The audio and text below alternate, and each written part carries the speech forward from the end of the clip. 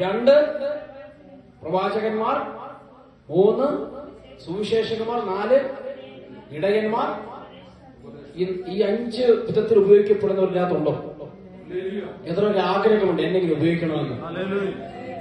നിങ്ങൾ ആഗ്രഹിച്ചാൽ ദൈവം തരാൻ പോകും. അത് ഇപ്പോൾ തന്നെ കൈമാറും. കാരണം യേശു ക്രിസ്തുവിനെയും മരിച്ചവരുടെ ഇടയിൽ നിന്ന് ഉയർപ്പിച്ചവന്റെ ആത്മാവ് എന്റെ അകത്തുണ്ട്, നിങ്ങളിലുണ്ടെന്ന്. ജീവിപ്പിക്കുന്ന ആത്മാവ് നിങ്ങളുടെ അകത്തുണ്ടെങ്കിൽ എന്റെ യേശു പോയ സ്ഥലത്തൊക്കെ ഞാൻ വെളിപ്പാട് ഞാൻ പറയാം. എന്റെ യേശു എവിടെയൊക്കെ പോയോ ആ പോയ സ്ഥലത്തിന്റെ അറ്റ്മോസ്ഫിയർ യേശുവിന്റെ കൺട്രോളിലാണ്. അങ്ങനെയെങ്കിൽ ഈ വെടിക്കുഴിയിലെ കൺട്രോൾ നിങ്ങളുടെ കരങ്ങളിൽ വരണം. ഈ അന്തരീക്ഷത്തിലെ കൺട്രോൾ മുഴുവൻ നിങ്ങളുടെ കരങ്ങളിൽ വരണം. നിങ്ങൾ ഒരു വ്യക്തിയുടെ നിങ്ങൾ അവിടെ എന്ത് പറയണമെന്ന് ഈ ദേശത്ത് നിങ്ങൾ പറഞ്ഞാണ് സംഭവിക്കാൻ. നിങ്ങൾ എന്ത് പറഞ്ഞാൽ സംഭവിച്ചിരിക്കണം. കാരണം ഇത് ഞാൻ പറയുന്നതല്ല, യേശുവിന്റെ ചരിത്രം പറയുകയാണ്. അങ്ങനെയെങ്കിൽ അവനെ നിയന്ത്രിച്ച ആത്മാവ് എന്റെ അകത്തുണ്ട്. യേശുവിനെ മരിച്ചവരുടെ നിന്ന് ഉയർപ്പിച്ചവന്റെ ആത്മാവ് എന്റെ അകത്തുള്ളത് കൊണ്ട് ഞാൻ പറയുന്നത് വേണം വെടിക്കുഴി സംഭവിക്കാൻ. ഇതുവരെ ഈ വെടിക്കുഴി കാണാത്ത ദൈവ സാന്നിധ്യം, ഇതുവരെ ഈ വെടിക്കുഴി കണ്ടിട്ടില്ലാത്ത ആത്മപ്രവാഹം ഈ സഭയ്ക്കകത്ത് എഴുന്നേൽക്കണമെങ്കിൽ അങ്ങനെ എന്റെ യേശുവിനെ ചുമന്നുകൊണ്ടുപോയ, എന്റെ യേശുവിനെ വഹിക്കുന്ന, എന്റെ യേശുവിന്റെ ആത്മാവിന്റെ സാന്നിധ്യം ഇതിന്റെ അകത്തുനിന്ന് പുറപ്പെടണം. വിശ്വസിക്കുന്നവന്റെ ഉള്ളിൽ നിന്ന് ജീവജലത്തിന്റെ നദി പുറപ്പെടും. അങ്ങനെയെങ്കിൽ ഈ സഭയ്ക്കകത്ത് വിശ്വസിക്കുന്നവരാൽ നിങ്ങളുടെ ഉള്ളിൽ നിന്ന് ജീവജലത്തിന്റെ നദിയുടെ ഡാം പൊട്ടി ഒഴുകുന്നത് പോലെ ഈ വെടിക്കുഴി മുഴുവനും ഒഴുകുവാൻ എന്റെ പരിശുദ്ധാത്മാവിന് പദ്ധതിയുണ്ടെന്ന്.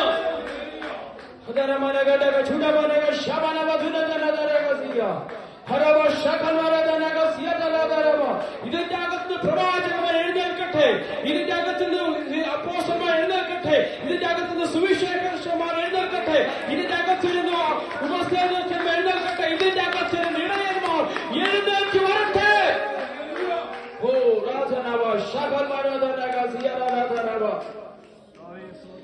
എനിക്ക് വലിയ പ്രായമൊന്നുമില്ല, എന്റെ അകത്ത് എനിക്ക് വലിയ പ്രായമൊന്നുമില്ല. ഞങ്ങളൊക്കെ ചെറുപ്പത്തില് ഒത്തിരി ഞാനൊക്കെ സ്നാനപ്പെട്ടതിന് പേര് എന്നെ അപ്പം വീട്ടിൽ ഇറക്കി വിട്ടതാണ്. സ്നാനപ്പെട്ടതിന് പേര് സ്നാനപ്പെട്ടവര് തെറ്റാണോ? പക്ഷെ ഒന്നെനിക്കറിയാം, ഇറക്കി വിട്ടാൽ കഥാവിന്റെ സ്ഥാനത്ത് എന്റെ കൂടെ ഉണ്ട്. ഈ ഇറക്കി വിട്ടപ്പോൾ ഞാൻ പോയി കിടന്ന എവിടെ അറിയാവോ?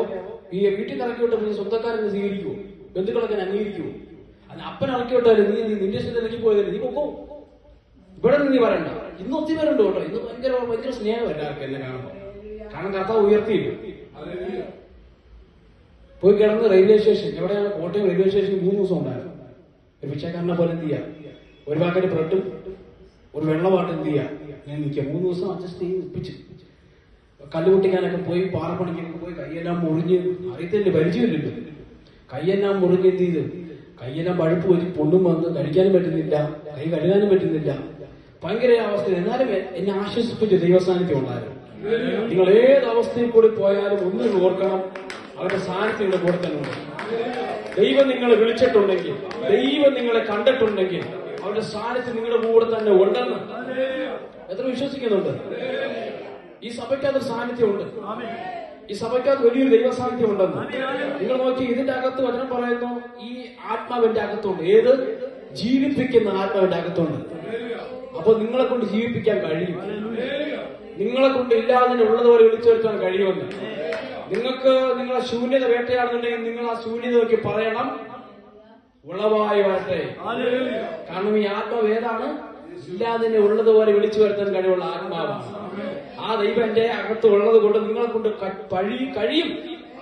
നിങ്ങൾ വിശ്വസിക്കണം. നമ്മൾ വചനം കേട്ട് പോയി ഈ ബൈബിളൊക്കെ നമ്മൾ വായിച്ചു വെച്ചുമ്പോൾ ബ്ലാബ്ലാവെന്ന് വായിച്ചു പോകരുത്. ഞാൻ ഈ വചനം ഒരു അധ്യായം എനിക്ക് മനസ്സിലായെങ്കിൽ ഞാൻ 100 തവണ എനിക്ക് വായിച്ചു. എനിക്ക് മനസ്സിലാകുന്ന പോലെ എന്ത് ചെയ്യും, ഞാൻ വായിക്കും. എന്ന് വെച്ചാൽ ഇതിന്റെ അകത്ത് ഇതങ്ങനെ എളുപ്പത്തിൽ വായിച്ച് മനസ്സിലാകുന്ന പുസ്തകമല്ല. ഇതൊരു കഥ പുസ്തകമാണ്, ഇത് ചരിത്ര പുസ്തകമാണ്.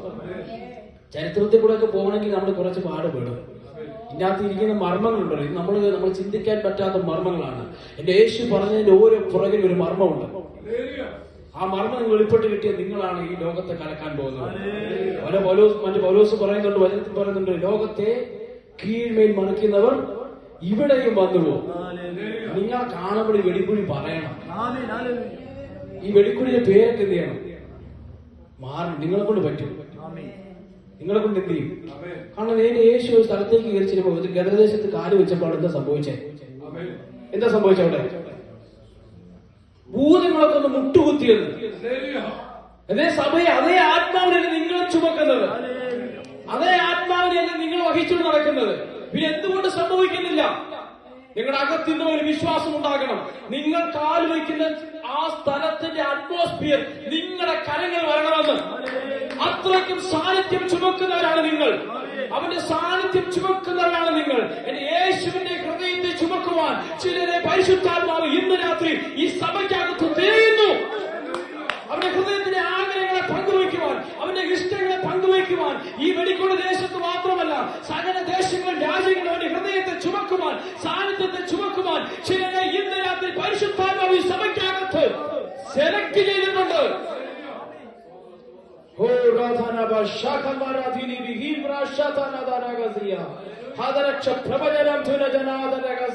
ഇതിന്റെ അകത്ത് അപ്പോസ്തലന്മാരുണ്ടെന്ന് പരിശുദ്ധാത്മ പറയുന്നു. ഇതിന്റെ അകത്ത് പ്രവാചകന്മാരുണ്ടെന്ന് പരിശുദ്ധാത്മ പറയുന്നു. ഇതിന്റെ അകത്ത് സുവിശേഷകന്മാരുണ്ടെന്ന് പരിശുദ്ധാത്മ പറയുന്നു. ഇതിന്റെ അകത്ത് ഉപദേഷ്ടാക്കന്മാരുണ്ട്. ഇതിന്റെ അകത്ത് ഇടയന്മാരുണ്ട്. ഈ ദിവസങ്ങൾ ദൈവത്തിന്റെ ആത്മാവിൽ നിങ്ങളെ പൊക്കാൻ പോകുക. നിങ്ങൾ വെള്ളത്തിനടി മുങ്ങിക്കിടക്കുന്നവരല്ല, വെള്ളത്തിൽ മീതെ നടക്കുന്നവരാണ്. കടൽ മീതെ നടന്ന ആത്മാവിനെ ചുമക്കുന്നവരാണ് നിങ്ങൾ. നിങ്ങൾ മുങ്ങിപ്പോകുന്ന കൂട്ടത്തിലല്ല കേട്ടോ, കടലിൽ നടന്നവന്റെ ആത്മാവിനെ ചുമക്കുന്നവരാണ്. സമുദ്രത്തെ പഞ്ചസാര മണൽ കൊണ്ട് അതിർ നിശ്ചയിച്ചവന്റെ ആത്മാവ് നിങ്ങൾ അകത്ത് വസിക്കുന്നു. നിങ്ങളെ കൊണ്ട് കഴിയാത്തത് ഒന്നുമല്ല. എന്റെ ദൈവത്തിന് അസാധ്യമായതിലുണ്ടോ? ഉണ്ടോ? ഞാൻ നിങ്ങളെ ആരാധിക്കുന്ന യേശുവിനെ കൊണ്ട് അസാധ്യമായത് വല്ലതും ഉണ്ടോ ചെയ്യാൻ? നിങ്ങളെ കൊണ്ട് പറ്റും. എന്റെ യേശുവിന്റെ കഴിയുമെങ്കിൽ ഞാൻ പിതാവിനും പിതാവ് എന്നിലും. അപ്പൊ യേശു എവിടെ ഇരിക്കുന്നേ? അപ്പൊ പിതാവ് എവിടെ ഇരിക്കുന്നേ? അപ്പൊ നമ്മളെ കൊണ്ട് പറ്റത്തില്ലേ? നമുക്ക് ഈ സാഹചര്യങ്ങളൊക്കെ നോക്കി നിൽക്കുന്ന പിറുവിറുക്കുന്നൊക്കെ വിട്. സാഹചര്യങ്ങൾ നമ്മൾ പറഞ്ഞ മാറിപ്പോകുന്നേ. സാഹചര്യത്തെക്കാൾ വലുതാണ് എന്റെ യേശു. വിശ്വസിച്ചു വിശ്വസിച്ചു സാഹചര്യമൊക്കെ ഒന്നും അല്ലെന്ന് ഞാൻ പറയുന്നു. ഇപ്പൊ ഈ സഭ തുടങ്ങിയതുകൊണ്ട് അല്ലേ, എത്ര പേര് വേണമെന്നാ പ്രാർത്ഥിക്കുന്നത്? ഈ സഭയ്ക്കകത്ത് ഒതുങ്ങുന്നവർ മതിയോ? ഈ സഭയ്ക്കകത്ത് ഒതുങ്ങുന്ന ആൾക്കാർ മതിയോ? നടക്കത്തില്ല. ഞാനൊക്കെ ചോദിക്കുന്നത് 5000 രൂപ, ഒരു 10000 രൂപയൊക്കെ. കാരണം ഈ ആഫ്രിക്കയിലൊക്കെ ശുശ്രൂഷന്മാർ പോകുന്നുണ്ടല്ലോ, സഭയ്ക്കകത്ത് പോകുന്ന ഈ പാസ്റ്റർമാർ. ഇപ്പോൾ നമുക്ക് ഇവിടെയൊക്കെ നടന്നു പ്രസംഗിക്കാം അല്ലേ, അവിടെ വരെയൊക്കെ നടക്കാം. പക്ഷെ അവിടെ സഭയ്ക്കകത്ത് നടക്കുന്നത് 5 ലക്ഷം പേരൊക്കെ സഭയ്ക്കകത്ത്. ഈ പുള്ളി പോകുന്ന ഈ പാസ്റ്റർ പോകുന്നത് വണ്ടിക്കകത്ത് പോലെ. എവിടെയാണ് ആൾക്കാരുടെ കൂടി വണ്ടി കൂടെ നടന്ന് പ്രസംഗിച്ച് ആ വണ്ടിയിൽ ഇരുന്നുകൊണ്ട് പ്രസംഗിച്ച് ഇങ്ങനെ ആൾക്കാരെ ഈ 5 ലക്ഷം പേരെ കാണണ്ടേ? 5 ലക്ഷം പേരെ കാണണമെങ്കിൽ വണ്ടിക്കകത്തോട് ഇരിക്കണം. ആ പോയാൽ സഞ്ചരിച്ചാണ് എല്ലാം പ്രസംഗിക്കുന്നത്. അങ്ങനെയെങ്കിൽ അങ്ങനെ ഈ ലോകത്തെ കീഴ്മേൽ മറിക്കുന്നവർ വെടിക്കുഴിച്ചാൽ എഴുന്നേൽക്കണം. അത് ആത്മാവിൽ ഞാൻ പ്രവചിക്കും ഒരു കാര്യം ഈ സഭയോട്. ആത്മാവ് ഞാൻ പ്രവചിക്കാൻ പോവുകയാണ്. നിങ്ങളുടെ ദാഹം പരിശുദ്ധാത്മാവ് കണ്ടിട്ടുണ്ട്. നോഹയുടെ പെട്ടകത്തെ പരിശുദ്ധാത്മാവ് ഒരു അരരാത്തിൽ കൊണ്ട് ഉറപ്പിച്ചതുപോലെ ഈ സഭ ഞാൻ കൊണ്ട് ഉറപ്പിക്കും. ഈ സഭ ഞാൻ ഉറപ്പിക്കും. കുറച്ച് ദിവസങ്ങളായിട്ട് ഈ പെട്ടകം എങ്ങോട്ട് പോകണമെന്ന് നിന്നില്ല, അറിയുന്നില്ല. ഈ തിരമാലകൾ എന്ത് ചെയ്യാം, ഇങ്ങനെ ഈ ഓളത്തിനനുസരിച്ച് ഇങ്ങനെ പൊക്കോട്ട് എങ്ങോട്ടാ കർത്താവ് കഥവ് അടച്ച് ഈ എങ്ങോട്ടാ പോകുന്ന നോഹയ്ക്ക് അറിയത്തില്ല, കുടുംബത്തിൽ അറിയത്തില്ല. 8 പേര് മാത്രം അകത്തിരിക്കും ഇരുട്ടിന്റെ അകത്ത്. എങ്ങോട്ടാ പോകുന്നതെന്ന് അറിയത്തില്ല. പക്ഷെ ഉറപ്പിക്കുന്ന സമയം അടുത്തു. ഈ സഭയ്ക്കകത്ത് ഒരു പ്രാവ് വരാൻ പോകുന്നു. പരിശുദ്ധാത്മാവ് പ്രവചിക്കുന്ന ഒരു പ്രാവ് ഒരേ ഒലിവിന്റെ ചില്ലയുമായി എന്ന് വെച്ചാൽ ഒരു അടയാളമായി വരാൻ പോകുന്നു. വെള്ളം താന്നു പെട്ടകം മുറിക്കാൻ പോകുന്ന അടയാളമായി പരിശുദ്ധാത്മാവ് ഒരു പ്രാവിനെ ഇതിനകത്ത് അയക്കാൻ പോവാം.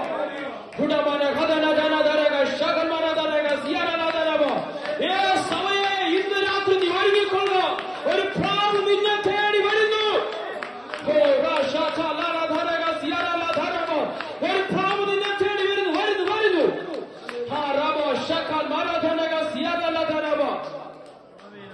പരിശുദ്ധാത്മാവ് എങ്ങനെ കാണിക്കുന്നു? ആ പെട്ടകം കഥവ് കർത്താവോട് തുറന്നപ്പോൾ എന്നാ കണ്ടേ? കഴിഞ്ഞ ദിവസം കണ്ട പോലെയാണ് കണ്ടേ? അല്ല, പുതിയൊരാകാശവും പുതിയ ഭൂമിയുമാണ്. എന്തോ സംതിങ് ന്യൂ, എന്തോ ഒരു പുതിയ ദൈവാത്മാവ് തുറക്കാൻ പോകുന്നു. ഒരു പുതിയൊരു ആത്മമണ്ഡലത്തിൽ സഭയ്ക്കകത്ത് പരിശുദ്ധാത്മാവ് തുറക്കാൻ പോകുന്നു. പക്ഷെ നിങ്ങൾ തേടി പോകേണ്ടത് വന്നോളൂ. നിങ്ങൾ ഇവിടെ നിന്ന് കൽപ്പിക്കണം, ഇവിടെ നിന്ന് കൽപ്പിക്കണം. കാരണം നിങ്ങളുടെ അകത്ത് വ്യാപരിക്കുന്ന ആത്മാവ് പുത്രത്തിന്റെ ആത്മാവാണ്.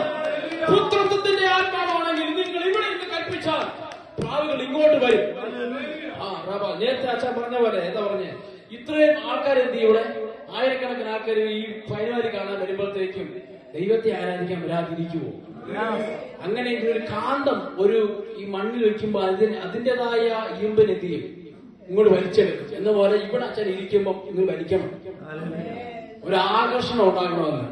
ആകർഷണത്തിന്റെ പേരാണ് സാന്നിധ്യം. അവന്റെ സാന്നിധ്യം, His presence is precious. അവന്റെ സാന്നിധ്യം അമൂല്യമുള്ളതാണ്, അമൂല്യമാണ്. അങ്ങനെ സാന്നിധ്യം അത് വ്യാപരിക്കുന്നുണ്ട്. അവൻ ഈ സമയം ഉപയോഗിക്കാൻ പോയ ഇന്ന് വിശ്വസ്തയോടെ ഇതിനകത്ത് നിൽക്കുന്നവരെ കർത്താവ് മാനിക്കും. ഞാൻ ആത്മാവ് ഒന്നുകൂടെ കയറ്റി പ്രവചിക്കാൻ പോവാ. ഈ സഭയ്ക്ക് ബ്രാഞ്ചുകൾ ഉണ്ടാകാൻ പോവാ. ബ്രാഞ്ചുകൾ എന്ന് പറഞ്ഞാൽ ശാഖകൾ ഉണ്ടാകാൻ പോകുന്നു. എന്നെ ആമയും കുറഞ്ഞല്ലോ നിങ്ങൾക്ക്. നിങ്ങൾ വിചാരിക്കുന്നത് തുടങ്ങിയതുള്ളൂ, അതിന് ബ്രാഞ്ച് തുടങ്ങാൻ പോകുന്നു. എന്റെ ദൈവത്തിൽ അസാധ്യമൊന്നുമില്ലെന്ന്. എന്റെ യേശുവിന് അസാധ്യമായതൊന്നുമില്ല. അപ്പൊ ഈ സഭയ്ക്കകത്ത് ആരൊക്കെ എഴുന്നേൽക്കണം?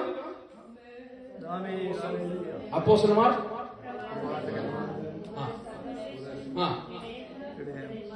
അപ്പൊ ആണുങ്ങൾ മാത്രമല്ല എന്നെ ഉദ്ദേശിക്കുന്നത്. എല്ലാം ഈ മാർന്ന് പറയുമ്പോൾ ആണുങ്ങൾ മാത്രമല്ല, നിങ്ങളിലും ഉണ്ട്. ഫിലിപ്പോസിന്റെ 4 മക്കൾ പ്രവാചകന്മാരിനകത്തുണ്ടെന്ന്. എല്ലാം നിങ്ങളുടെ അകത്ത്. എന്റെ യേശു അകത്ത് വന്നു കഴിഞ്ഞു. എന്റെ യേശു ആരായിരുന്നു? ഇതുകൂടെ പറഞ്ഞ് അവസാനിപ്പിക്കാതിരിക്കും. എന്റെ യേശു ആരായിരുന്നു? ഏറ്റവും നല്ല പ്രവാചകൻ. എന്റെ യേശു പേര് വിളിക്കുമായിരുന്നു, അല്ലേ? എന്റെ യേശുവിനെ പോലെ ചങ്കൂറ്റമുള്ള ഒരുത്തനും ഈ ലോകത്തിലായിരുന്നു. ഹെരോദാൻ പറഞ്ഞയക്കുക, ഈ ഇവിടെ പ്രസംഗിക്കാൻ പാടില്ലെന്ന്. യേശു തിരിച്ചാണ് പറഞ്ഞത്.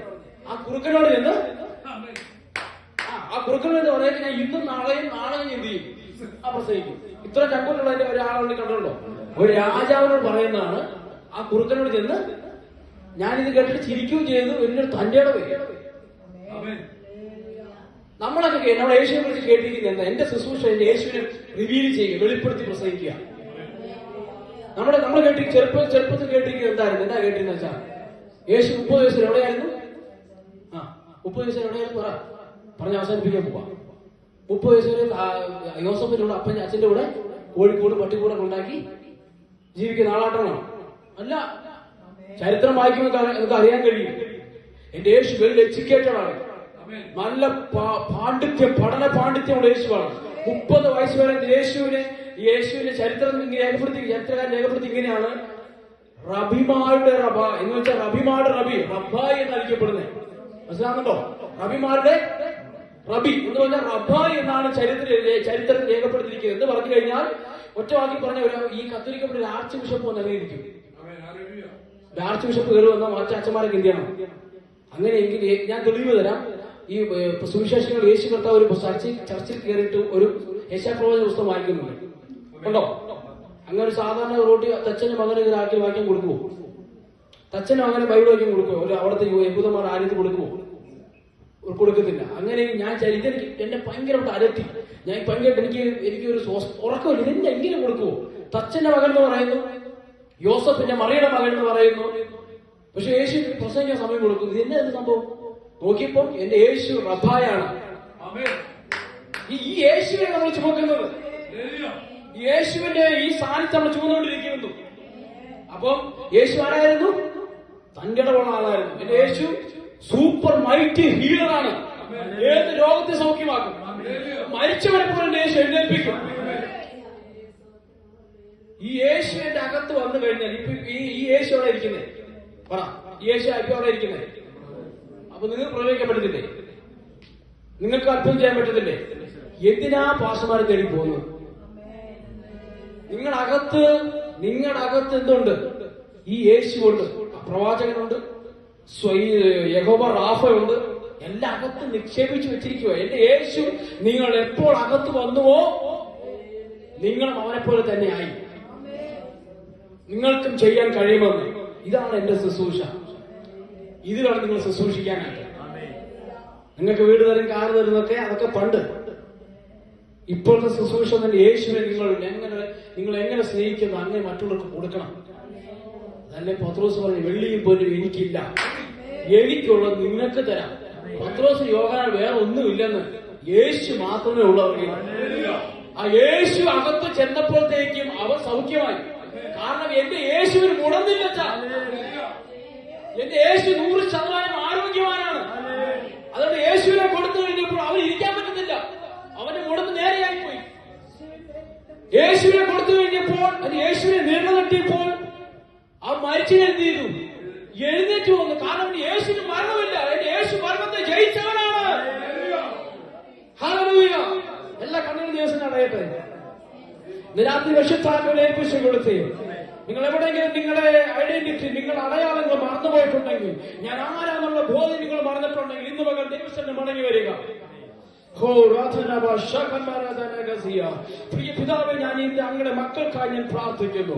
യേശുവിന്റെ നാമത്തിൽ ഇവരാരെന്ന് തിരിച്ചറിയട്ടെ. ഇവരുടെ അകത്തിരിക്കുന്ന എന്റെ യേശു നിക്ഷേപിച്ചിരിക്കുന്ന സകല കൃപാവരങ്ങളും ഈ ദിവസങ്ങളിൽ പുറത്തു വരട്ടെ. യേശുവിന്റെ നാമത്തിൽ ഈ സഭ വർധനവുണ്ടാകട്ടെ, വർധനവിലേക്ക് നടക്കട്ടെ, വർധനവിലേക്ക് ബ്രാഞ്ചുകൾ ഉണ്ടാകട്ടെ. ചില പ്രാവുകൾ പറന്നു വരട്ടെ. ഈ അലരാത്തു ആ പർവ്വതത്തിൽ പരിശുദ്ധാത്മാവ് ഉറങ്ങുവാൻ ഈ സഭയെ ദൈവത്തിന്റെ ആത്മ ഉറപ്പിച്ചതിനായി ഞങ്ങൾ നന്ദി പറയുന്നു. ജനത്തെ ഞാൻ അനുഗ്രഹിക്കുന്നപ്പോൾ ബ്ലസ്സിംഗ് ഇവരുടെ അനുഗ്രഹമായി തീരട്ടെ. യേശു ക്രിസ്തുവിന്റെ നാമത്തിൽ തന്നെ. ആമേൻ.